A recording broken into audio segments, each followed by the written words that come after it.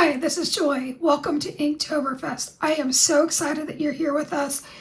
Here at Hedgehog Hollow and Maker Forte, we are spending the entire month of October discussing what inks are available, how to use them, different techniques, and what makes them different from one another. I know that when I was a new crafter, I bought all of the things and I had no idea what it was that I was buying, nor did I know how to use them. If I had had someone explain all of the things to me, I wouldn't have all of these inks that you see behind me. I have estimated that I have over 400 ink pads from all different companies, all different types of inks, most of which I don't use, and that's a shame to say. Not only do I have the inks that are behind me, I have some up on the wall to the right of me. I also have some in some storage drawers in front of me. So you could say that I have a syndrome called full set syndrome. And if I can save you the money and the time of trying to figure out how to use your inks and which ones to invest in, I would like to do that for you. Now, I am not going to go out on a limb and say that any one ink is better than the other. I will say that some have different qualities and it depends what you're using them for. So I am a little bit biased. I love Color Hive inks from Maker Forte. They have made a huge difference in my crafting, and I will shout to the best of my ability from the rooftops on how much I love Color Hive inks.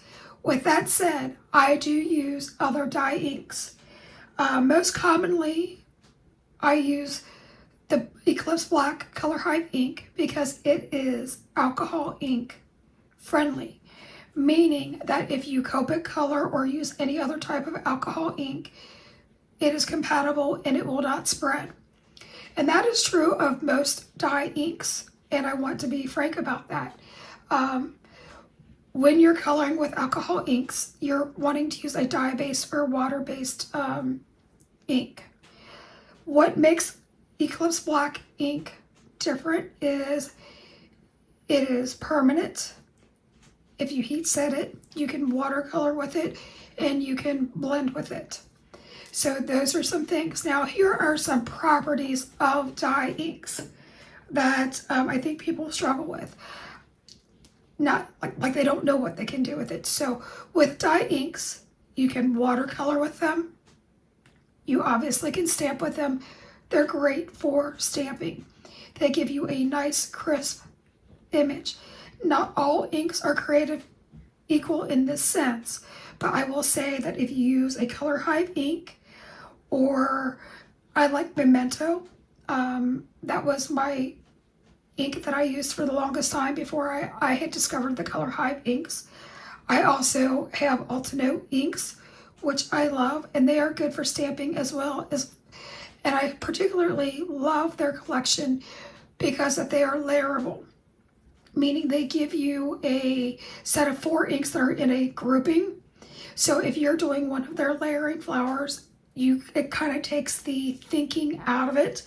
And then here's my boyfriend, Tumbled Glass, Distress ink. I love that, and the Distress Oxide as well. He is my pal, and he makes it onto most of my Distress ink, Distress Oxide projects. But we're here to talk about all the different ones. So I mentioned that you can alcohol ink color with them. You can watercolor with them. And by watercoloring, I mean you can smush them down onto a craft mat or a glass mat, and then you can pick it up with water and watercolor with them.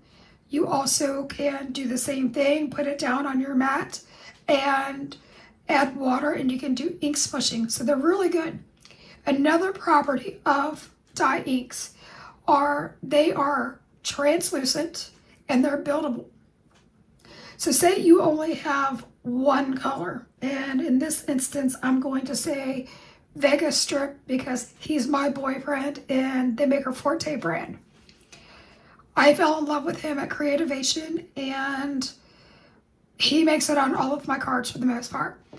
If you start out with that stamp and you stamp it one time, if you go back in and you stamp a second time and a third time, each time you add a layer of ink, it is going to be buildable, meaning it's going to get darker. The same is true when you blend with this. So you can start out with a very light color, and as you add more layers, you can get a very dark and it can fade off almost into white. It's all about the blending. And we will get into that here in just a few minutes on this video. In addition to watercoloring, you can use like a Tombow clear marker, and you can pick up some of your ink off the pad or off of your glass mat, and you can color with that. And by using that, that's got a special solution in it, and you can fade off almost into a very pale color depending on what you're using. And I will show you that as well. I am just kind of getting into what we're going to be doing today. I'm going to show some blending with color brushes. With blending brushes, with foam dome blenders. I'm going to use that Tombow or Zig. I'm not sure which one I have offhand. I'm going to show you some blending through stencils. I'm going to show you how to build your colors. But I wanted you to be aware that there are all of these inks from all of these different companies. And if you're like me and you have whole set syndrome, you probably have a couple hundred, as I do. But the basics that I'm going to show you today are going to be what you can use across the board with the dye inks. I highly recommend the Color Hive inks because they are highly pigmented, they are smushable, they have a silicone mat or foam, so they're resilient, they don't break down. So you'll see across the industry that some stamp pads use a felt. And by felt, I mean, let me find one that's open. One of these, they're solid and they're not very pliable. And the more you use them, depending on what techniques, they kind of break down a little bit and they get kind of furry on the edges, and you'll sometimes get some of that showing up in your stamping. The other thing is, the more you stamp and the more pressure you put on these, eventually you're going to get that divot. So, especially if you're using an acrylic block, because we all like to, really ink and pound that ink into our stamps, you do get breakdown of the felt. The other thing about felt pads, these would all be felt, and there are lots more out on the market, is about 30% of your ink never makes it to the top and you never utilize it. Where with a silicone pad, you do end up using all of your ink, and your ink stays tried and true with color. And that is important to me because I want my ink to look the same on day 1 as it does on day 30. Now, there are times that I contaminate my pads, and that is on me, and that'll happen with all of the inks out there. So I think that's kind of a rundown with what you can do on top of being able to use those with watercoloring alcohol markers, with the Tombow brushes. You can stamp them down on your stamps. You can apply a spritz of water and you can stamp it, and you'll get a nice watercolor-ish looking effect, which is another kind of a artistic thing that you can do. So there are a lot of things that you can do with dye inks, and I would tell everybody that if they're going to invest in an ink, to start with the dye inks. So I'm going to stop my jibber jabbering and we're going to get into the techniques. So stick with me. I'm going to switch my camera facing down and we'll get into some of the techniques. Okay, we're going to get into the techniques. And before I start, when I use a new stamp, I always use our primer and our Turtley Awesome cloth, and I clean off any of the residues left over from manufacturing. Now I am stamping with Eclipse black ink with the Art Marks stamp set, and I am just showing you basic stamping with an acrylic block, and then I bring in my Memento ink and do the exact same thing. And you're going to notice that the color Hive is much bolder and more saturated, which is why I gravitate to the color Hive inks. I also stamped it in Flamingo, and now I am bringing in Tumbled Glass Distress ink. And you're going to see that that didn't stamp very well, and that has been my experience with distress inks, that they're more for techniques, blending and different things than traditional stamping. Now I am showing you that you can use the Tombow colorless blender to pick up your color Hive ink or any dye ink, and you can start out with a really dark color, and that will fade off into a very light color, almost to the point that it goes white. That way you get the watercolor effect without watercoloring. And I do like this technique. I also stamp that art marks up in the top corner. While that dries, I am using an aqua brush. This one is by Pentel. And I'm showing you that you can watercolor, and you can do the same exact effect where you can fade your colors off into almost a white. Now that that art marks is dry, I'm showing you that you can use, again, the Tombow or the aqua brush, and you can color in those blocks, and the black ink isn't going to run. So it's a really good medium. Once it's dry or heat set, it is permanent, so that way you can do that. With this next technique, I just used some clear water on a clean brush, and I was able to pull some of the dye ink up because it hadn't fully dried. On this one, I am stamping Vegas Strip and Flamingo together, overlapping. And I am taking a distress sprayer and stamping that down. And what that does is it gives you a painterly artistic effect. So you kind of have a faux watercolor. I also did a second generation of that. So that's just another technique. For this next technique, I am doing ink blending with a blending brush.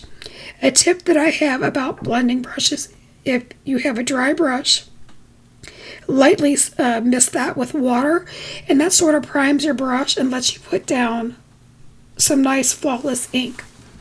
I start out with a light hand, as you can see, and it's just a very pale color. Now these inks I mentioned before are transparent or translucent, so you can build these colors.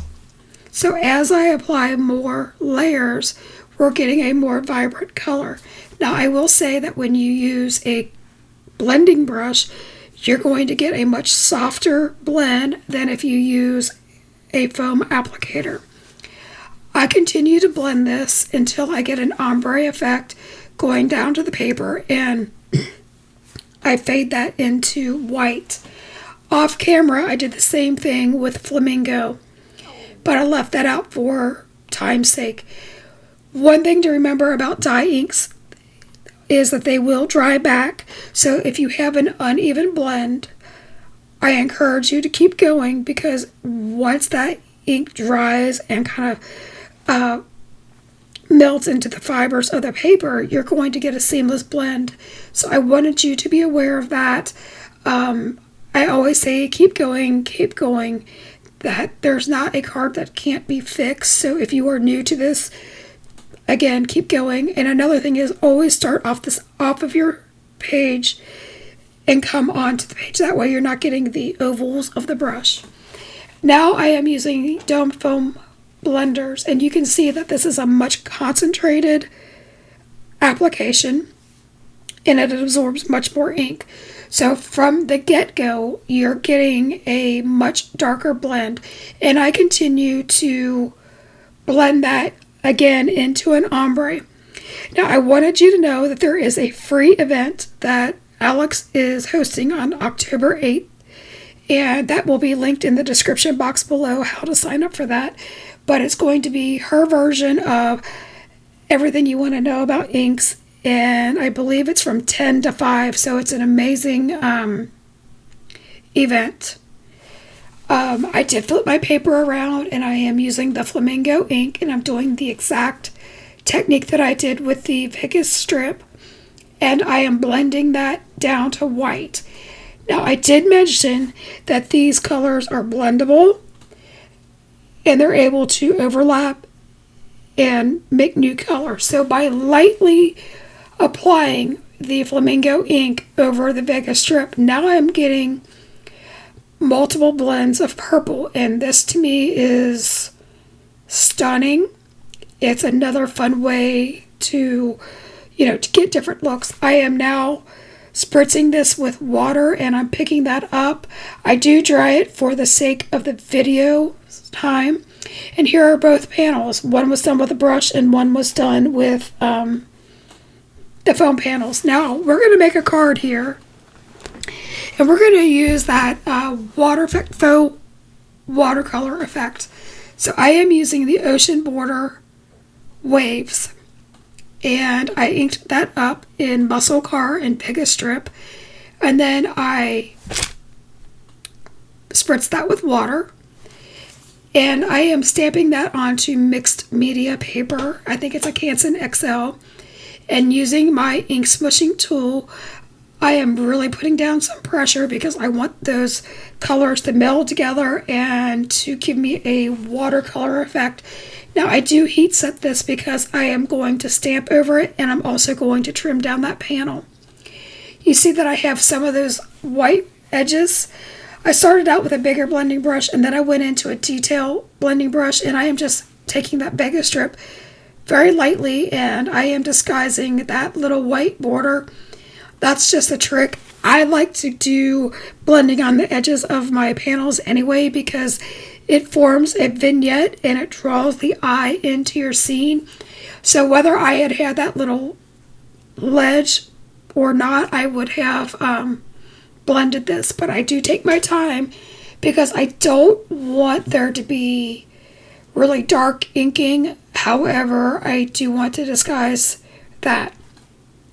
I then use the Summertime Sentiment from the same Ocean Border stamp set, and I ink that up in Eclipse Black. And because I had this thicker mixed media paper, I decided to do a second impression. From there, I matte this in a navy cardstock, and I use my ink swishing tool to meld the glue together so that I get a seamless adhesion. And I do that on the front and back. And then I matte this again in Cappuccino or a craft cardstock, whatever you have. And then eventually I do put that on in slimline card base, and that measures 7 by 8.5, and I scored that at 3.5, making it a 3.5 by 8.5 card. One thing that I said I would do was show some blending with some stencils. So here I'm just taking an A2 card panel and the Spotlight Insert number 3 stencils, and I used Muscle Car and Vega Strip to do 2 different areas on the card. And for the top one, I am blending Flamingo over it, and there you see you've got the pink that peeks through where the white is, and then you've got a purple. Now for the bottom one, I am using the Muscle Car, and I'm just getting a tone on tone, and again, I am just blending those colors. So I want to thank you for joining us for Inktoberfest Day 1. I hope that you'll join us again tomorrow. Until next time, keep crafting.